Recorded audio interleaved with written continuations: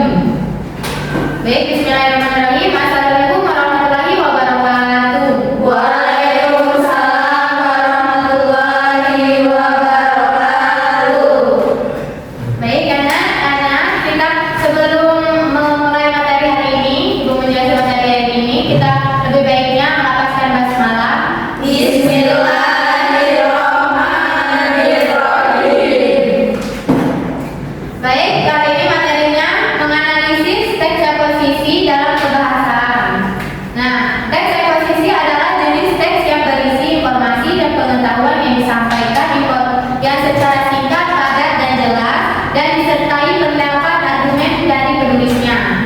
Jadi, kalau kita lihat dari definisinya, teks eksposisi adalah teks atau tulisan yang berisi informasi dan pengetahuan. Informasi ini diperoleh berdasarkan fakta atau kejadian yang benar-benar terjadi. Selain itu, di dalam teks eksposisi juga terdapat pendapat argumen dari si penulis. Nah, sebenarnya eksposisi itu ada dua macam, dapat dalam bentuk lisan maupun tulisan. Kalau penyampaian itu diucapkan berarti masuknya ke bentuk lisan, sementara itu kalau dalam bentuk teks berarti masuknya ke bentuk tulisan. Seperti yang kita bahas di artikel ini, mudah bukan membedakannya. Lalu tujuan teks eksposisi itu bertujuan untuk menjelaskan suatu informasi atau pengetahuan yang dimiliki penulis. Nah, informasi tersebut harus berdasarkan fakta. Ingat aja, faktanya eksposisi ini hanya berfungsi untuk memperkuat rekayasa untuk menjadi fakta. Nah, teks eksposisi itu memiliki struktur. Teks eksposisi umumnya dibagi menjadi 3 struktur utama. Pertama itu tesis, pertanyaan pendapat, bagian pembuka yang memuat sudut pandang penulis, gagasan utama atau topik permasalahan yang akan dibahas. Nah, yang kedua itu argumentasi, berisi alasan, pendapat, serta bukti konkret berupa fakta yang memperkuat pertanyaan tesis. Penegasan ulang atau kesimpulan, bagian penutup yang merangkum kembali tesis dan argumen, serta seringkali disertai dengan rekomendasi atau saran. Dalam menganalisis bahasa yang digunakan, beberapa ciri kebahasaan umum ditemukan. Nah, itu meliputi ada 4 bagian. 1. Kata teknis, atau istilah, menggunakan kosakata yang berkaitan dengan topik pembahasan atau contoh dalam teks lingkungan. Abrasi, negosiasi. Yang kedua, Yang kedua, kata hubung atau kualitas atau kronologis. Kata yang menunjukkan hubungan sebab akibat, sebab karena akibatnya, oleh karena itu, atau keterangan waktu. Nah, yang ketiga itu kata perujukan, merujuk pada sumber tertentu untuk memperkuat argumen berdasarkan data, merujuk pada pendapat. Yang keempat itu kalimat baku dan jelas, menggunakan ejaan yang sesuai dengan kaidah bahasa Indonesia serta bersifat objektif. Nah, teks eksposisi itu memiliki ciri-ciri.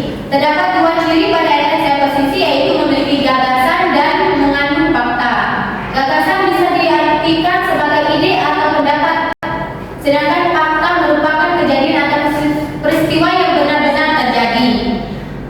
Umumnya fakta berisi data-data berupa angka, baik waktu, tinggal, tempat peristiwanya, maupun pertanyaan yang dapat dibuktikan kebenarannya.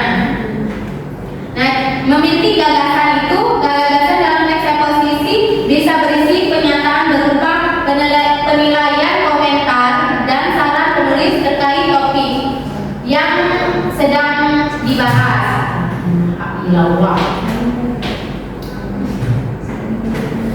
Nah, dalam gagasan juga terdapat rujukan atau dorongan untuk mengajak pembaca menanggapi masalah yang terdapat dibahas.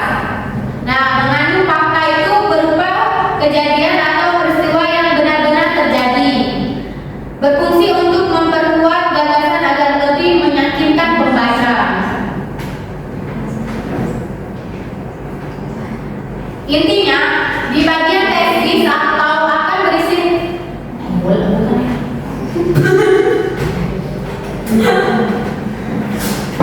baik, selanjutnya itu struktur teks dan posisi.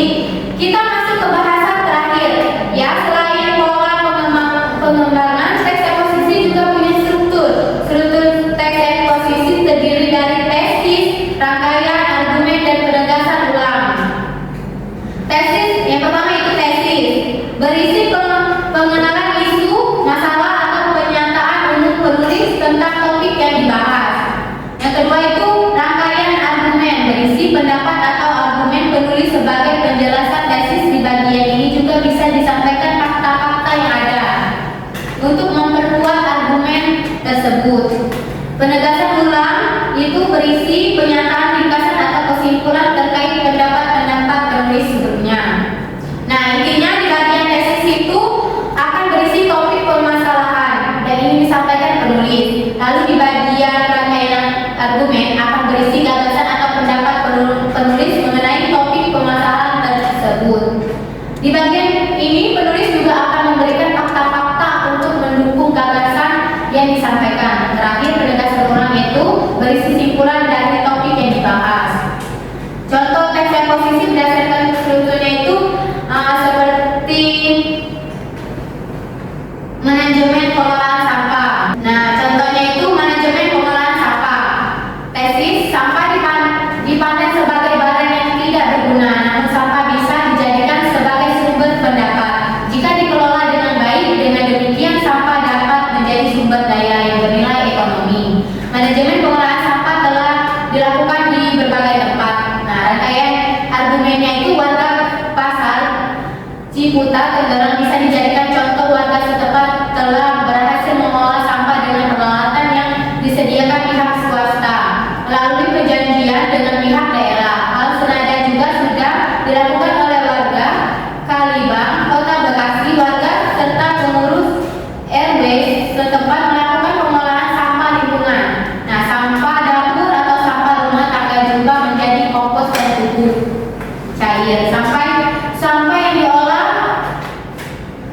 yang diolah adalah sampah basah langsung oleh warga.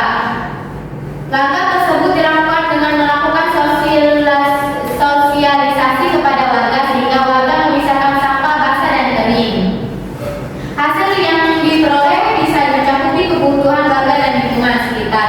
Di samping itu hasil kompos dijual di entasi pemerintah dan swasta di lingkungan setempat. Produksi kompos dari sampah lingkungan bisa memberi kegiatan yang positif dan memasuki bagi warga. Nah, penegasan ulangnya itu berdasarkan contoh-contoh tersebut, pengolahan sampah memang tidak lepas dari keterlibatan warga masyarakat dan peran pemerintah. Masyarakat perlu diajari cara memilih sampah. Peranan pemerintah dilakukan dalam sosialisasi dan perbudayaan. Diberlakukan dalam sosialisasi dan perbudayaan. Peran pemerintah juga diperlakukan untuk menjadi penghubung ke pihak swasta. Nah, pada teks tersebut paragraf pertama merupakan tesis. Pada paragraf itu mengandung permasalahan yang ingin dibahas penulis, yaitu masalah manajemen pengolahan sampah.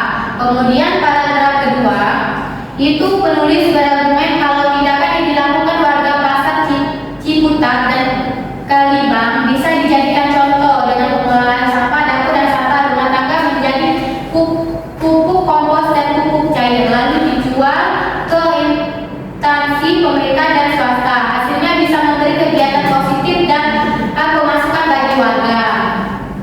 Selain itu, penulis juga menyampaikan fakta berupa kegiatan yang dilakukan warga dan pemerintah dalam upaya manajemen pengolahan sampah. Paragraf ketiga merupakan penegasan ulang. Di bagian ini penulis memberikan simpulan kalau upaya manajemen pengolahan sampah perlu peran dari warga maupun pemerintah.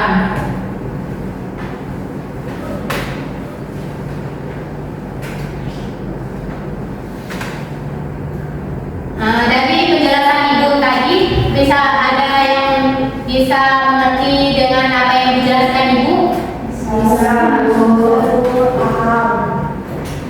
Baik, pertemuan hari ini selesai. kasih kepada kalian semua karena sudah